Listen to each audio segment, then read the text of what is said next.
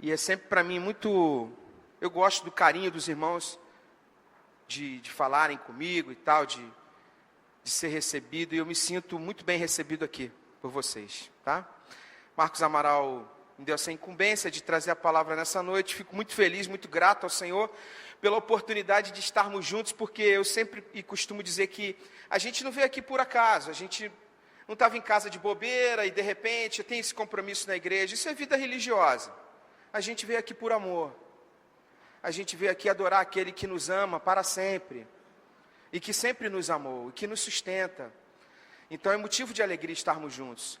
E eu estou extremamente emocionado, extremamente tocado. Eu confesso, essa semana, eu ontem fui pregar lá em Seropédica, e fui com o Fabinho. E ao final do culto, assim, uma senhora, ela devia ter o quê? Uns 60 anos, assim, e ela veio falar com Lincoln, eu te assisto na televisão, queria muito falar com você e tal, muito legal, prazer conhecê-lo e tal. Ela falou, mas o que eu queria falar mesmo com você é que eu tenho um netinho de 4 anos que ama você. Cara, quando ela falou aquilo, Fabinha é testemunha, depois a gente estava no carro, ele falou, Lincoln, você, tipo assim, você tem noção disso, isso te deixa feliz? Eu falei, Fabinha, isso, brother, eu não sei nem o tamanho desse negócio. Então, eu estou extremamente emocionado, porque eu ainda estou me acostumando com esse negócio de, como é que é? UPA para mim é negócio de médico, né? UPA, o MC, o MP, como é que é? O MP, essas paradas, para mim tudo é reino de Deus, igreja, entendeu? Ainda estou me acostumando com essas peculiaridades presbiterianas, né? Eu acho que um dia eu consigo, né? Mas eu fui um garoto nascido na igreja e por muito tempo na minha vida eu não fazia questão de falar essas coisas. Não fazia questão porque eu fui um garoto muito assim, eu não diria perseguido, mas eu fui um garoto que tive muitos problemas, assim, muitos enfrentamentos. Eu sou de uma geração, alguns aqui podem entender o que eu estou falando, mas se você não está entendendo, preste muita atenção, porque o que eu vou ministrar tem tudo a ver com o que já está acontecendo desde o início da nossa reunião. Então fique ligado, as coisas elas não são desconexas. Há um Espírito Santo que conduz e converge todas as coisas na nossa vida e no nosso culto e nas nossas reuniões. Então eu não estou conectando essas coisas por acaso.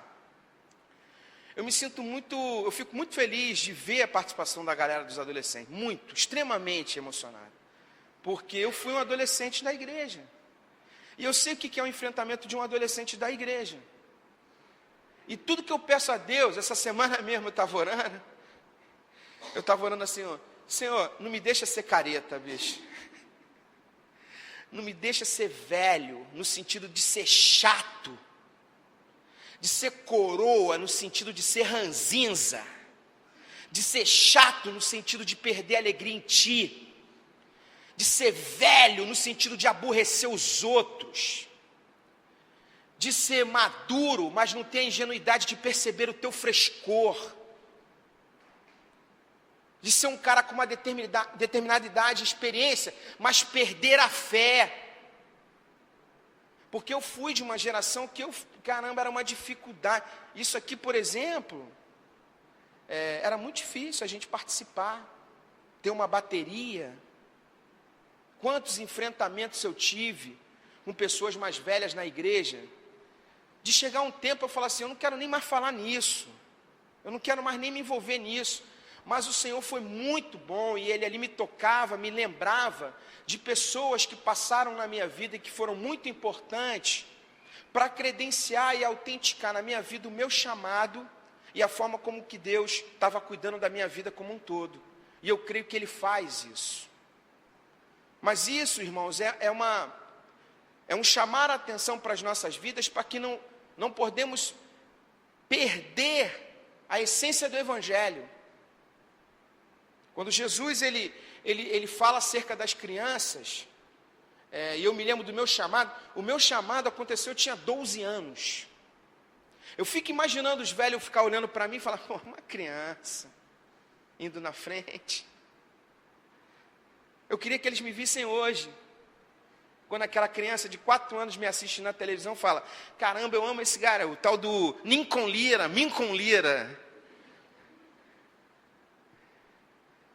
Eu queria aqueles que me viram no passado indo na frente tocando, com 12, 13 anos, eles hoje, o que eles iriam falar? Eu trago essa reflexão para nós. O que temos sido como igreja? O que temos sido acerca de trazer acessibilidade à nova geração? O que somos como igreja e acerca do nosso chamado para essa geração que nos cerca? Para um mundo que essa semana eu estava com o Marcos Amaral conversando e a gente estava numa padaria ali na Belém, na freguesia, a televisão estava ligada. Aí de repente ele falou, Lincoln, é isso mesmo que eu estou vendo? Eu falei, brother, é isso mesmo. É mulher beijando na boca no horário nobre e tudo, sabe como é que é? Eu trabalhei com adolescente, eu fui educador na faixa etária para de 17 a 24 anos, e eu sei o que um adolescente sofre nessa sociedade, de dúvidas, de incertezas. Aí vem uma mídia com aquela forçação de barra, eu sei o que acontece. E isso vai permeando a nossa sociedade, as nossas famílias, e a gente não tem noção do qual a influência, o tamanho dessa influência na degradação dos bons valores em Cristo Jesus. Para isso, irmãos, devemos ficar atentos, ligados, deixarmos de ser ranzinzas, chatos, corocas, velhos. Quando eu falo isso, irmão, não estou falando de idade não, que tem muito coroa que é maneiro pra caramba e está com uma energia de vivência, ó. E tem muito jovem que está velho. Não é uma questão cronológica, é uma questão de cabeça, mental, psíquica, da maneira que você se relaciona com a vida e com a forma, com o privilégio de viver em Deus. Porque há uma alegria em viver, que às vezes a idade, alguns desgastes dessa vida, vão nos tornando pessoas chatas. E eu creio que tem muito a ver com a nossa convocação, tem a ver muito com o nosso chamado. Lincoln, mas quando você fala de convocação, de vocação, de chamado, você está falando com alguns? Não, eu estou falando com todos. Esse é um equívoco da igreja. Um equívoco da igreja hoje é achar que a missão é para alguns, para mim que estou aqui e você me assiste? É isso mesmo? Quer dizer que uns assistem e outros fazem. Você está equivocado, todos fazem. O comissionamento de Jesus, no capítulo 28 de Mateus, é muito claro. E tem um problema de tradução aqui, pena que o Jobé não está aqui hoje. Que eu ia falar com ele em relação a esse grego, que eu estava estudando esse grego. Existe um equívoco do id, por exemplo. O id não é id, é indo. E há uma grande diferença entre id e indo. Porque id parece que você faz a tarefa e acabou a tarefa de missões. Eu, por exemplo, na minha infância fui ensinado a isso, quer dizer, uns vão, ou você ora ou contribui. Não, e você não faz nada. Dou um dinheiro, fico com a consciência limpa. Não foi isso que Jesus nos ensinou. Indo e fazendo discípulos de todas as nações. O comissionamento é de todos, o envolvimento é de todos, a missão é de todos.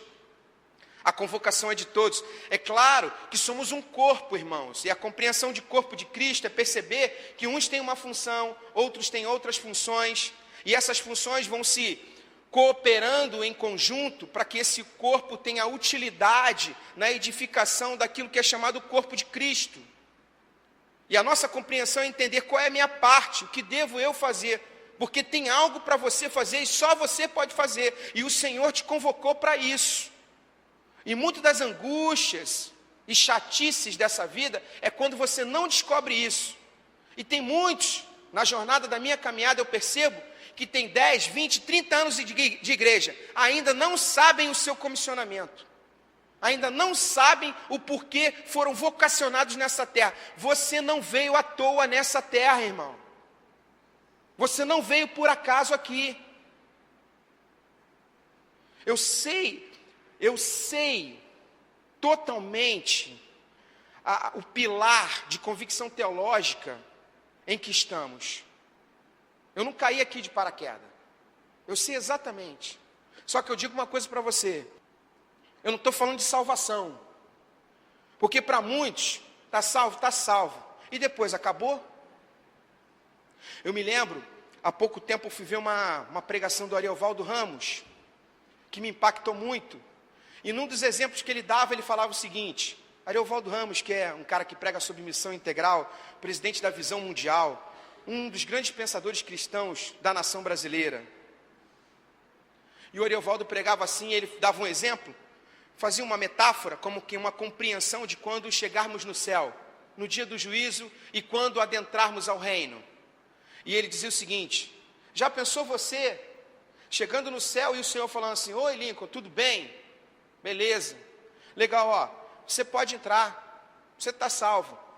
Agora é o seguinte: que prazer miserável te ver aqui, hein?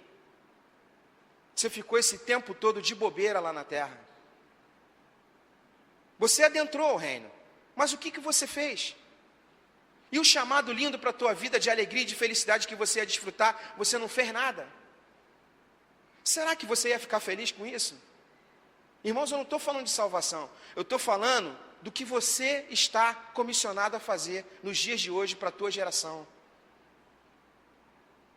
Isso é uma interrogação que você tem que ter na sua mente, no seu coração. Senhor, eu estou cumprindo o seu chamado? O chamado não é para alguns, irmãos. O chamado é para todos. E que você perceba e compreenda aonde você está incluído nisso. Se você não sabe, procure entender, busque, trabalhe, dedique-se, tente ouvir o Senhor, as pessoas. Conduza a sua vida à compreensão disso, porque eu sou testemunha viva, desde a adolescência, de que quando a gente sabe isso, tudo fica mais fácil, tudo fica melhor, mais alegre, com gozo, com alegria. Eu tenho a autenticação e a percepção completa da tranquilidade que é você estar numa universidade, sabendo que você está numa universidade, sentado na cadeira, e você tem a convicção que você está ali porque você tem um chamado naquela profissão. Eu sei exatamente o que é olhar para uma câmera de televisão e falar para mais de 1 milhão de sei lá de quantas pessoas, e saber exatamente que o que eu estou falando, uma série de pessoas vão estar conectando a questão espiritual, porque Deus me chamou para isso. Agora, o que você faz pode ser o mais simples e o mais complexo. Compreenda isso acerca do reino de Deus, da compreensão do teu chamado. Porque se você não entender isso, é muita bateção de cabeça, chatice, caretice, angústia, aflições, muitas. Porque essa vida é cheia de entroncamentos assim. É como que um quebra-cabeça gigante, que às vezes você acerta uma peça, mas tem um monte faltando. Só o Senhor para completar o teu quebra-cabeça. E é interessante que tem quebra-cabeça que começa na nossa vida lá atrás. Só o Senhor, lá de trás, só o Senhor para completar. Só o Senhor para completar.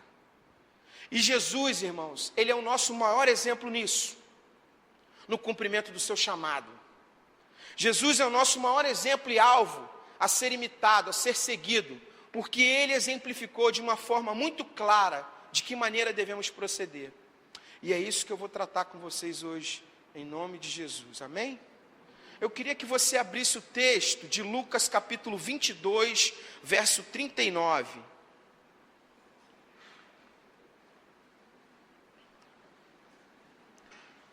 Evangelho de Lucas, no capítulo 22, a partir do verso 39.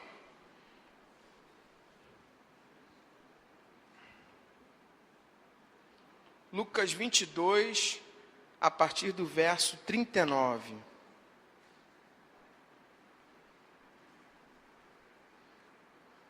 Como de costume, Jesus foi para o Monte das Oliveiras. Chegando ao lugar, ele lhes disse: orem para que vocês não caiam em tentação.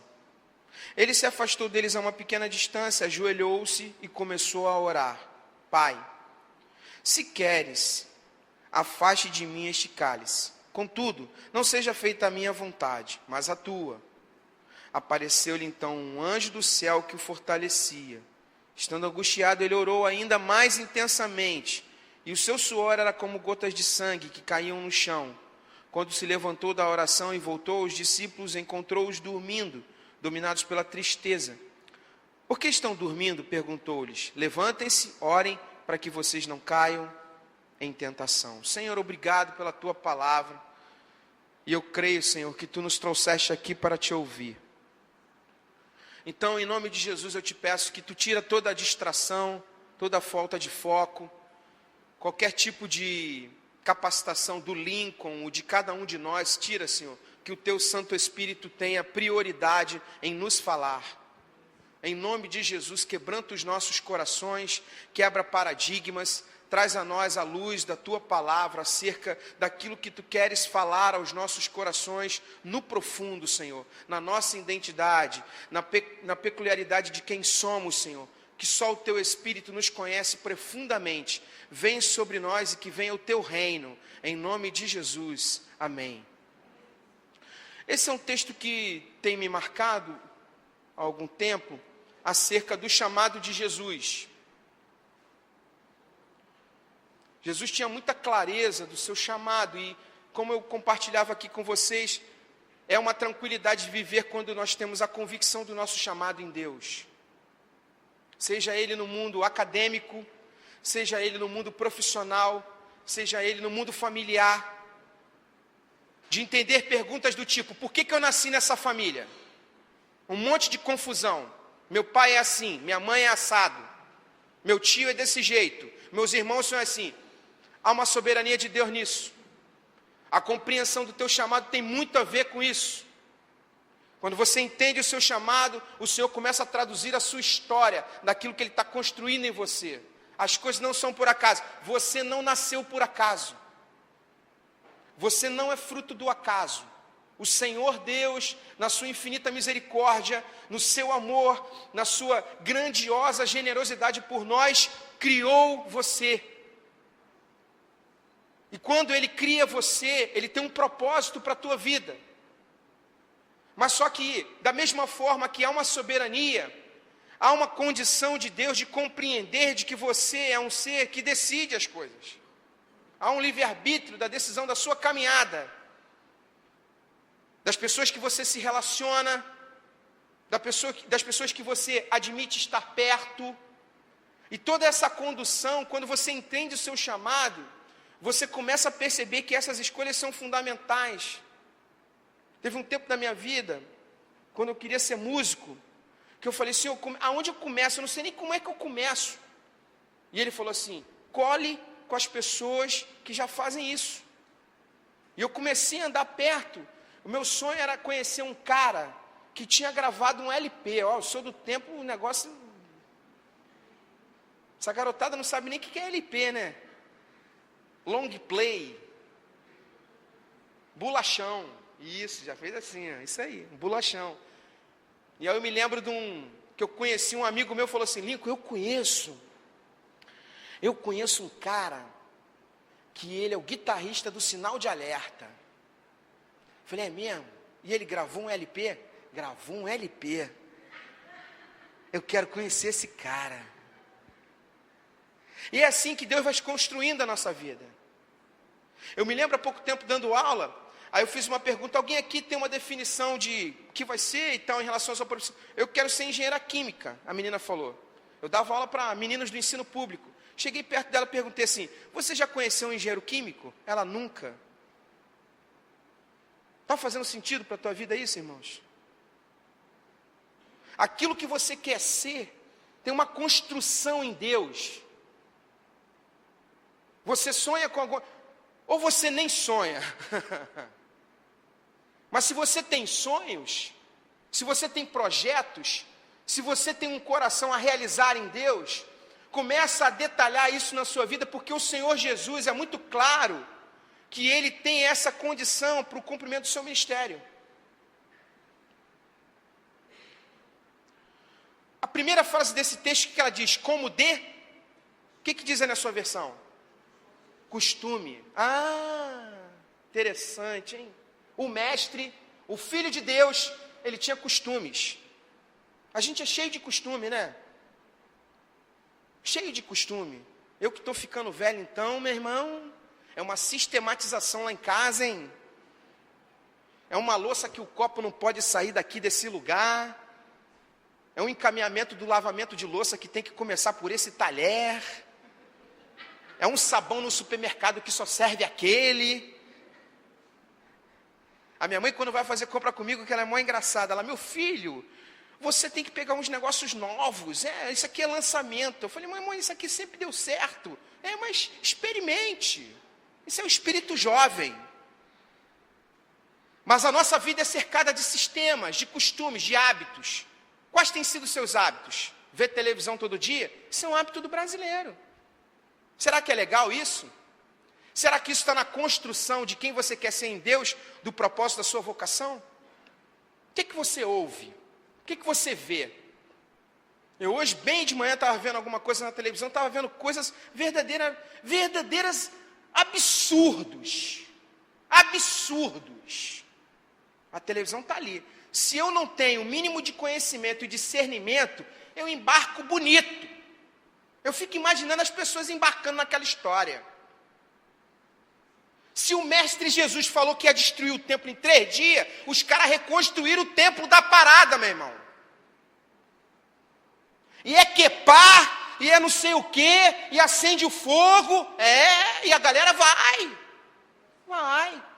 Esse é o hábito da galera, vai, assiste a televisão, fica lá, ó. O templo foi construído, mas Jesus não falou que ia destruir aquele negócio?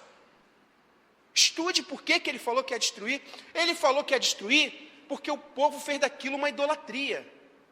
Porque o povo perdeu a sensibilidade de se arrepender. E é essa vida religiosa que muitos na igreja hoje atual estão vivendo. Mas por quê? Falta de costumes e hábitos espirituais. Jesus, ele tinha um hábito de ir no Monte das Oliveiras. Está aí no texto. O próprio mestre, o Filho de Deus, ele tinha bons hábitos. Quais têm sido os seus?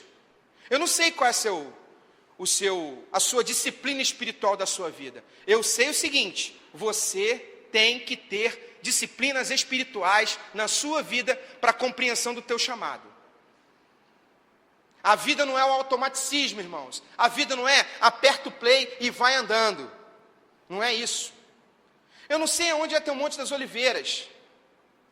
Se é na sua condução do trabalho, sabe, sentadinho ali no ônibus ou na van, ali tem o Monte das Oliveiras. Eu não sei se é no seu carro, eu não sei se é no seu travesseiro, no seu ambiente de casa, no seu lar, na sua cama, na sua poltrona, eu não sei. Eu sei o seguinte: você tem que ter hábitos espirituais, disciplinas espirituais. Eu gosto muito de um autor chamado Richard Foster, que ele tem um livro chamado Celebração das Disciplinas. Ele fala exatamente sobre isso. Jesus tinha disciplinas espirituais. Irmãos, eu estou falando daquele que é nosso guia, como foi cantado aqui. O nosso guia nos deu a indicação de ter bons hábitos. Ele ia no Monte das Oliveiras. Ele não foi nesse dia no monte. Volta e meia ele ia no monte. Para quê? Vida devocional. Contato com Deus, falar com o Pai. Você tem esse hábito? Você tem criado essa rotina? Sabe o que acontece? Quando você se depara com o enfrentamento, quando você se depara do questionamento do teu chamado, daquilo que você vive, do propósito da sua vida, quando você não tem bons hábitos espirituais, você cai em confronto. Você se angustia, porque você não está acostumado a uma vida devocional de ouvir Deus em relação ao seu cotidiano. É isso que acontece. É simples assim. O próprio Jesus adotou essa disciplina. Ele volta e meia ia no Monte das Oliveiras. Então, irmãos, primeira dica acerca de compreender o seu chamado: crie hábitos espirituais, crie disciplinas, um costume. Não é uma regra, irmãos, isso não é uma regra religiosa. Todo dia de manhã, quando eu levanto, eu bebo um copo d'água e faço uma oração. Tu acha que é isso? Todo dia eu levanto, eu bebo um copo d'água, ajoelho na minha janela e faço uma oração. Não é isso não, irmãos. É a compreensão no seu interior da necessidade de falar com Deus. Seja de manhã, seja no caminho do trabalho, seja à noite. Crie essa disciplina interior. Isso não é um estereótipo de atitude. Isso é uma necessidade interior. Sabe a necessidade que você tem de comer? Sabe a necessidade que você olha, meio-dia, hein? 1h, hein? Está na hora de comer, hein? Habitue-se. Habitue-se. Crie uma disciplina espiritual, de alimento espiritual devocional com Deus. Na sua rotina, no seu cotidiano. Dessa forma, você vai entender o propósito de Deus na sua vida. Porque os seus afazeres estarão na convergência daquilo que Deus vai falar com você. Porque Ele fala, hein? Outra coisa, irmãos. Deus, fala um segredinho para você. Deus fala. Sabia que Ele fala? Fala de várias formas. Outra coisa. Deus usa pessoas. Sabe por que Ele nos criou? Porque Ele nos usa. Somos agentes dEle. Tanto ativos como passivos. No sentido de que falamos com pessoas acerca do reino e da voz de Deus, e pessoas nos falam acerca do reino e acerca de Deus para nós. É assim que funciona. Simples assim. Aí a outra, Jesus vai e traz para perto 3 dos seus melhores amigos. Vida da compreensão do propósito de Deus na sua vida tem a ver com vida relacional. Outro dia conheci uma pessoa, e aí um amigo falou assim: Nico, converse com essa pessoa, ela está passando por alguns problemas. Eu fui conversar e tal. Oi, pastor, tudo bem e tal, não sei o que, bababá. Aí o papo foi, daqui a pouco eu falei assim: mas quem são seus amigos? Ela: não tem amigos. Irmão, se você não tem amigos, tem algum problema com você. Você é muito difícil. Muito difícil. A vida cristã, a vida do evangelho, ela tem a ver com a vida relacional. Pessoas próximas, a construção de bons relacionamentos, de pessoas de confiança. Jesus discipulava 12, 3 Ele traz para mais perto. Isso é uma boa indicação para nós. Existem pessoas do nosso convívio e existem pessoas de maior confiança. Sabe aquela pessoa que você fala teus segredos? Que você se confessa? Que você abre seu coração? Que traz alinhamento para a sua vida? Que você vê Deus na vida dela? Para ajuste da sua vida. A compreensão do propósito de Deus na sua vida tem a ver com isso, irmãos. Saiba e veja no exemplo de Jesus que Ele traz teus mais próximos discípulos para próximo. Por quê? Porque esse aconchego de amizade traz um alinhamento em Deus. Às vezes há em nós uma autossuficiência, há em nós uma prepotência. Falando nisso, hein? Olha, eu acho que eu nunca falei essa palavra tanto na minha vida nas 2 últimas semanas. Que o Filipão é o símbolo da prepotência. Você quer entender o que é prepotência? Você olha para o Filipão. Você é o Filipão da sua vida? Quer tomar um 7-1? Seja igual o Filipão. Prepotente, autossuficiente. Não tem a mínima capacidade, a mínima capacidade de análise de conjuntura, de olhar ao seu redor, de perceber. Para aqueles que falaram que a Copa estava comprada, aí vem um jogo do México dificílimo, um jogo do Chile dificílimo. Não tem uma avaliação de perceber que o time da Alemanha é muito mais forte que esses? Se você não entende de futebol, é às vezes como você tem levado a sua vida. Vai para o enfrentamento de um concurso público. Vai trabalhar numa multinacional, cheio de cobra. Gente que está querendo passar um por cima do outro. Vai para uma empresa como uma Rede Globo da vida. Empresas que são verdadeiras, uma travação de poder, meu irmão. E você não tem a leitura de perceber que há um propósito de Deus na sua vida de estar naquele lugar. Sabe o que vai acontecer?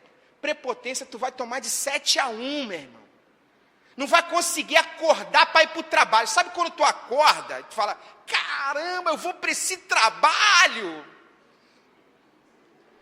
Não consigo nem me levantar. Sabe o que é isso? Sabe o que é isso? Prepotência. Lincoln, como? O que você está falando? Você não sabe porque está ali. Se você souber, Lincoln, você está falando de trabalho. Estou falando de reino de Deus na sua vida, irmãos.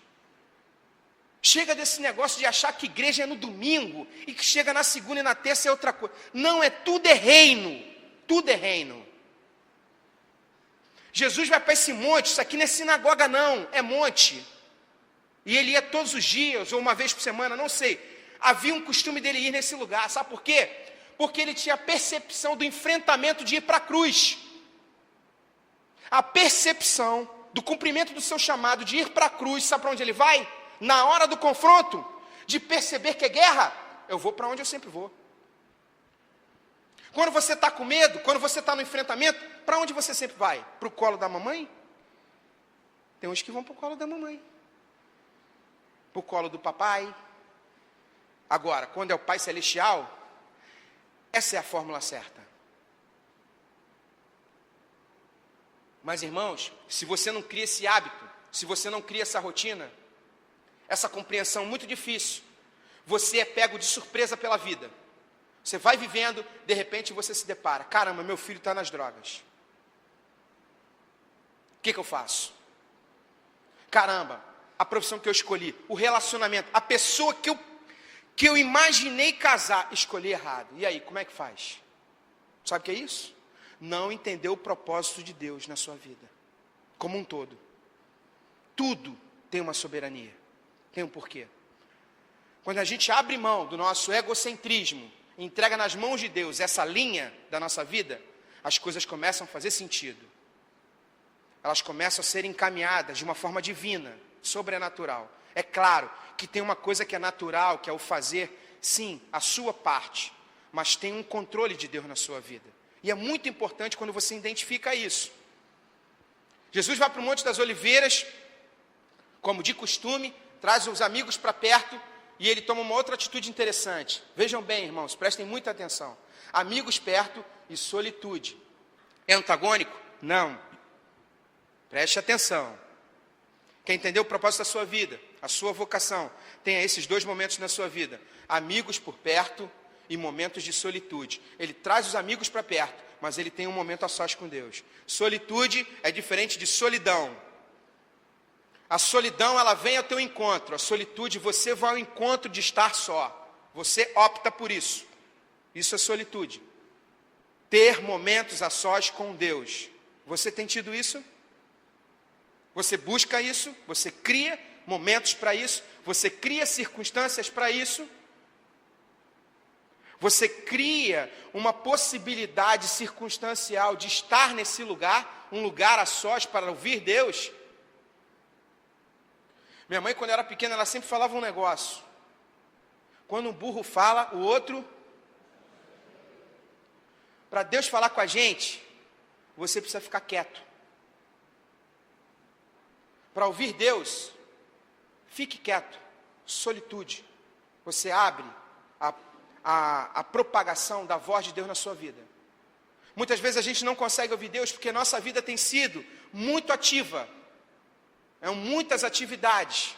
A gente vive um mundo tecnológico. A gente vive hoje um momento da história da humanidade jamais, talvez imaginado, ou talvez imaginado por alguns irmãos. É muita velocidade, é muita tecnologia. Você passa um recado de SMS aqui, não precisa nem isso. Um zap, né? Que o negócio agora é só o zap. O mundo tecnológico que a gente vive de informações, de velocidade, desse bombardeio de informações, se você não criar uma doutrina, se você não criar uma disciplina, um hábito espiritual na sua vida, as coisas não rolam. Não reclame depois. Quando tiver no enfrentamento violento, porque, irmãos, ir para a cruz, sabe o que significa? A tradução daquilo que é o nosso chamado em Cristo, é que na maioria das vezes, ou sempre, o seu chamado tem a ver com negar-se a si mesmo e carregar a sua cruz. Jesus nos ensinou acerca disso. Então, quando eu trago um texto desse, da compreensão de Jesus ir para a cruz, é o ensino dele para as nossas vidas, dos hábitos, das rotinas, da maneira de proceder, a compreender o que é negar-se a si mesmo e carregar a cruz. É quando você está num momento decisivo da sua vida, o que fazer? Faça aquilo que você tem se habituado, no sentido da rotina espiritual que você tem adotado na sua vida. Irmãos, isso muitas vezes é uma coisa de treinamento, é de hábito mesmo, de condicionamento por repetição. Outro dia eu estava lendo uma reportagem sobre aquele nadador Michael Phelps, que é o recordista de medalhas na história das Olimpíadas, um nadador americano. E uma coisa do treinamento dele me impactou, o treinador falando sobre ele. Do comprometimento dele com o treinamento, do hábito em relação a praticar, a exercitar, a repetir. E ele conseguiu o objetivo dele, ele conquistou o maior número de medalhas de ouro da história das Olimpíadas. Ele é o maior atleta olímpico de todos os tempos. Num determinado momento do treinamento do Michael Phelps, era dia, vamos dizer assim, no mês de dezembro ele treinou até o dia 29 e ele tinha folga até o dia 1º de janeiro, uma virada de ano. E o seu treinador deu folga para ele. Quando chegou no dia 31, 10 horas da noite, o treinador bate na porta dele. Michael, e aí, tudo bem? Não, estou numa festinha aqui, vamos para a piscina agora. Que isso? O senhor não me deu folga? Não, eu quero que você seja bom em qualquer momento. Você nunca vai ser surpreendido por ter um dia bom ou um dia ruim. Hoje é dia de folga? Eu quero ver teu tempo agora. E ele foi para a piscina e marcou o tempo. Sabe o que significa isso? Psicologicamente? Quando você tem hábitos espirituais, você não é surpreendido pelos maus momentos da vida. Eles podem vir. Você tem se preparado para eles. Você não é um sortudo da vida. Domingo eu fui na igreja, ouvi uma palavra legal, e nessa semana aconteceu isso. Olha que legal, já me senti preparado. E na semana que vem? Você é daqueles crentes que tipo assim, vive do dia 5, tem uns caras que vivem do dia 5, tá ligado? Dia 5 é glória. Quando chega no dia 10, no dia 15, a gangorra vai, né, bicho? Igual uma montanha-russa. Já pagou as contas todas e está triste. Irmãos, você acha que é teu contra-cheque que te sustenta? Tu está muito fraco, muito superficial. É o Senhor que te sustenta. As portas que são abertas do contra-cheque que te paga, é o Senhor quem tem levantado. Nem a sua capacidade te coloca no lugar onde você acha que está. É o Senhor que tem te conduzido. Agora, enquanto você ficar dependendo do dia 5 de contra-cheque, você vai viver dias bons e dias ruins. Agora, quando você entende que teu sustento é do Senhor, pode vir a aflição? Claro, o mundo tereis aflições. Mas a tua capacidade de enfrentar é um outro nível espiritual. Porque compreender a paz que excede todo entendimento, que a palavra de Deus nos ensina, é isso. O mundo pode estar em conflito. Os teus vizinhos, a tua casa, a tua nação, o teu bairro, a tua sociedade está numa grande confusão. Mas você desfruta da paz interior que excede toda a compreensão desse mundo. Isso o Senhor é que nos dá. Podem haver dificuldades, mas a nossa fundamentação no Senhor nos traz essa estabilidade, essa perenidade. Eu tenho buscado e vivido isso na minha vida. Perenidade. Em coisas que lá atrás eu não imaginava que ia acontecer. Quando eu vi os adolescentes hoje aqui, eu fui bastante tocado pelo Senhor acerca do meu chamado. Tinha muito a ver com o que eu tinha separado para ministrar e para que a gente conversasse e refletisse. Mas o Senhor falava muito isso ao meu coração. Irmãos, acontece na minha vida coisas que eu creio que aconteça com você também, e é necessário que você perceba a voz de Deus nisso, de coisas que você desfruta, que você plantou lá atrás, fruto da tua perenidade em Deus, da tua estabilidade em Deus, de teus hábitos espirituais. De eu chegar num determinado momento e perceber que Deus está me dando um fruto, que eu falo assim, Senhor, que fruto é esse? Ele, Lincoln, você pode ter se esquecido, mas eu não me esqueci. Você plantou lá atrás. A gente só colhe o que planta, irmãos.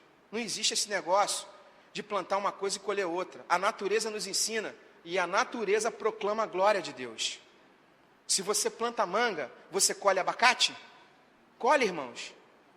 O japonês está tentando isso há séculos. Ele está fazendo de tudo lá, ele não consegue. Por quê? Porque o que a gente planta, a gente colhe.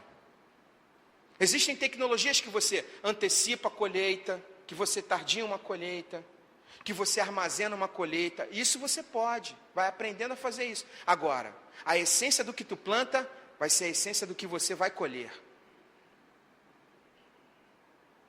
Teve um momento da minha vida ministerial que houve um baque violento. Um baque violento. Eu não sei se eu já contei isso aqui. Um baque violento e eu pensei que perdi tudo. Um enfrentamento gigante para a minha vida. Uma cruz gigante para carregar. E eu fui fazer aquilo que eu estou habituado a fazer. Me retirei, pedi folga dos empregos onde eu trabalho e fui viajar. Só que lá no lugar onde eu fui viajar, eu acordava de manhã, cedo, né? Com essa cor de pele aqui, né? Na praia, 5 horas da manhã, 6 horas, a areia estava até gelada do sereno.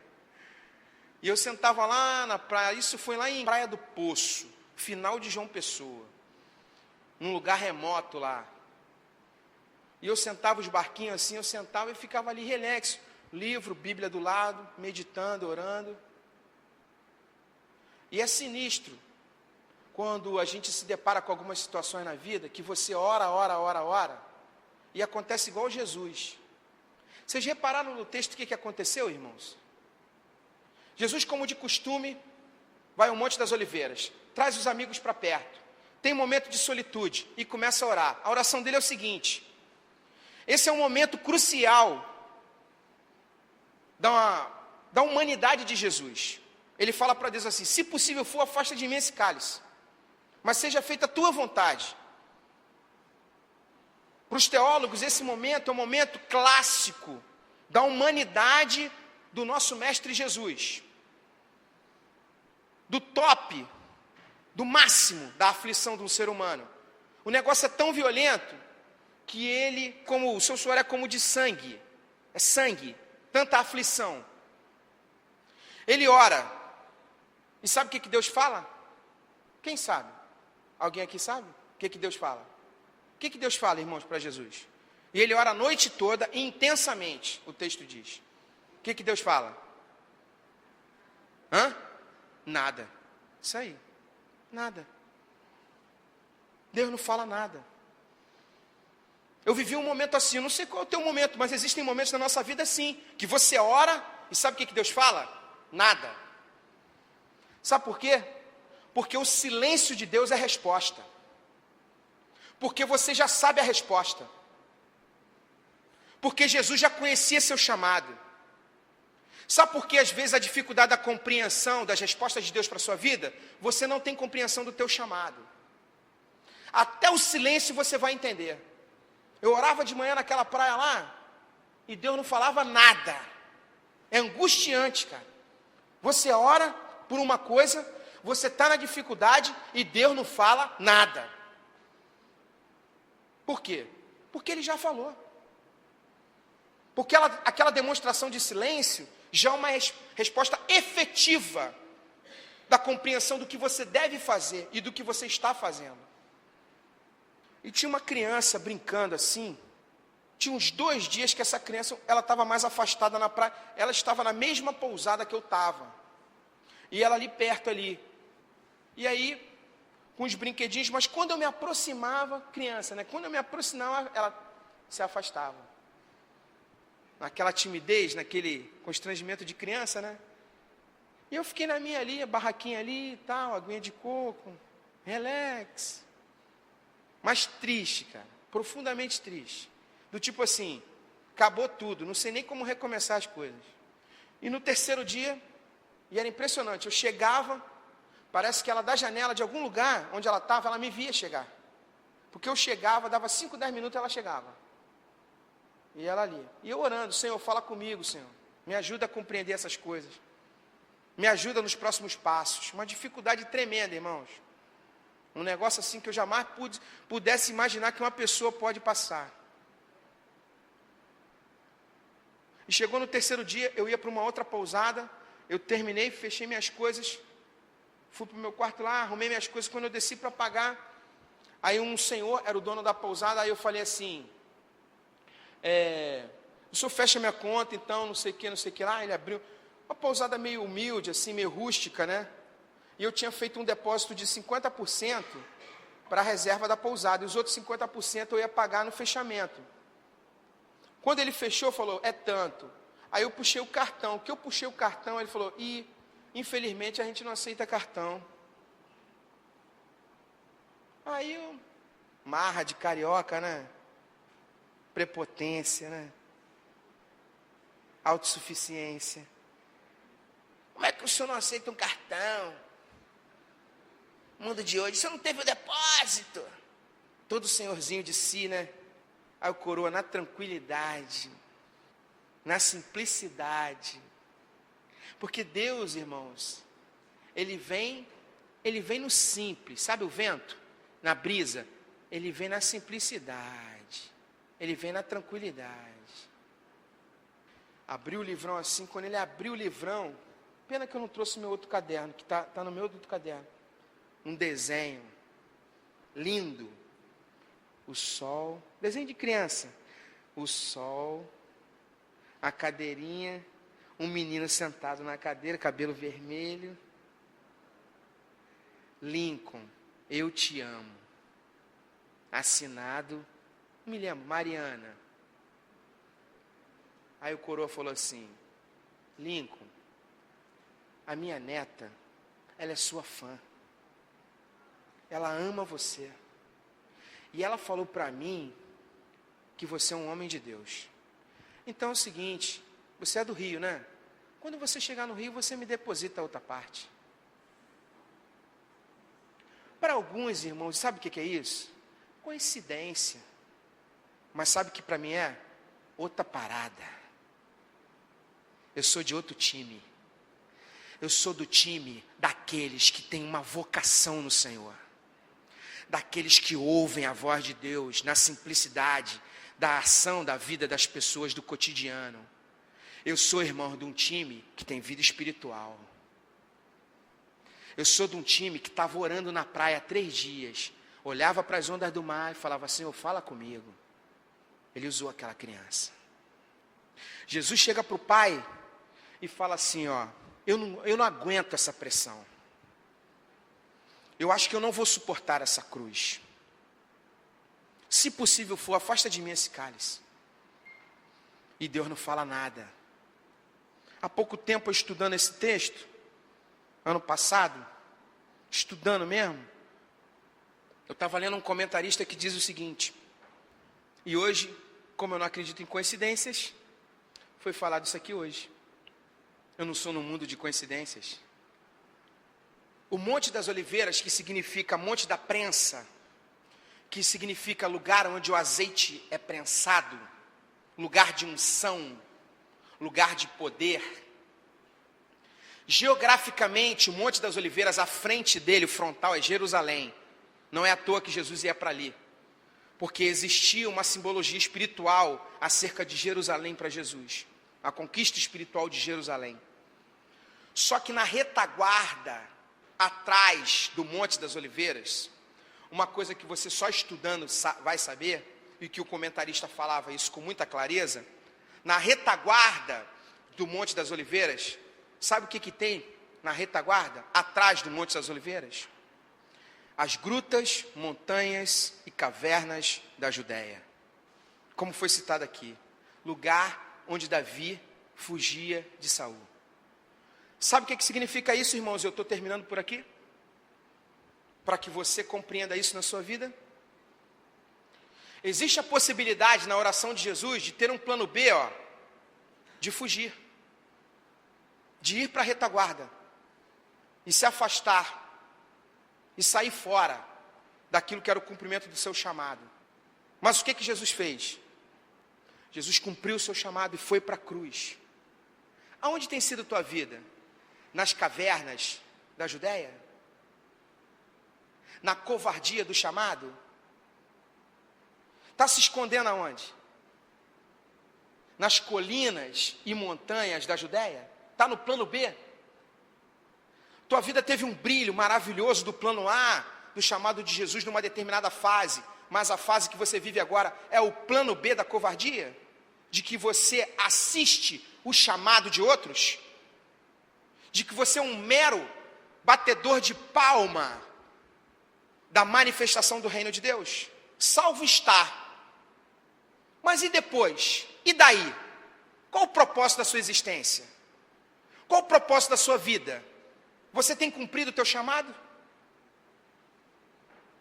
Você tem falado com o Senhor e entendido de que a tua existência tem um propósito, o cumprimento de algo que Deus planejou para você? Você tem desfrutado dessa alegria, de desfrutar desse chamado? Ou você está no plano B, de repente orar para Deus, não ouviu nada? Ah, como Deus não falou nada, eu vou aqui sair pela esquerda aqui, no meu planozinho B, e vou vivendo essa vida. Eu aperto o botão do automático e vou vivendo. Feche seus olhos, quero orar contigo. Senhor, venha com teu reino. Eu não sei o tamanho daquela cruz, Senhor. Por mais que eu compreenda o preço que foi pago por minha vida, Senhor, jamais entenderei o preço que foi pago, a dimensão da tua vida que foi entregue por mim. Mas me faz compreender, Senhor, da cruz muitas vezes no meu dia a dia, do abrir mão de algumas coisas que eu preciso abrir mão para reconhecer o teu chamado e seguir no teu propósito, no cumprimento da tua missão na minha vida, Senhor. Vem sobre nós, Senhor. Espírito Santo, fala no nosso profundo, Senhor, daquilo que muitas vezes tem sido abandonado, Senhor, por covardia, timidez, medo, falta de atenção, distração, de viver uma vida meramente religiosa, Senhor, e não buscar a compreensão do propósito das coisas. Por que estou nesse lugar? Por que conduzo essas pessoas no trabalho? Por que sou chefiado por essas pessoas? Por que nasci nesse lar, Senhor? Me traz a compreensão do teu propósito, Senhor, do cumprir do teu chamado, Senhor. Me dá a compreensão da minha funcionalidade, aonde devo atuar, me relacionar com pessoas, conduzir grupos, estar num determinado departamento, viajar, fazer missões, aonde devo me envolver, Senhor. Me tira, Senhor, de um lugar de estagnação, Senhor. Me tira de um lugar, Senhor, de conformidade, de zona de conforto, Senhor, em que muitas vezes eu estou enfrentando alguns problemas, Senhor, de tamanha tristeza, por exemplo, relacionais, emocionais. Eu não sei porque que eu estou enfrentando isso. Talvez seja a não compreensão do teu propósito na minha vida. Então me revela, Senhor, me ajuda a entender. Abre meus olhos, Senhor, abre minha visão, Senhor. Me coloca pessoas por perto, Senhor, como tu trouxeste aqueles teus discípulos amigos. Me traz essas pessoas para perto, para que elas conduzam a convergência, para que caia aos meus ouvidos a compreensão do que tu queres. Abre meus ouvidos a discernir a tua vontade. Vem de forma sobrenatural na minha vida, Senhor, no meu cotidiano, na minha rotina. Me ajuda a me disciplinar em relação a coisas espirituais profundas em minha vida, Senhor, porque eu não estou aqui por acaso, eu não nasci por acaso, Senhor.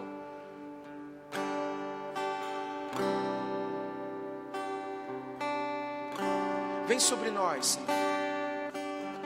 Vem sobre nós, Senhor. Vem com teu Espírito, Senhor, e toca os nossos corações, Senhor.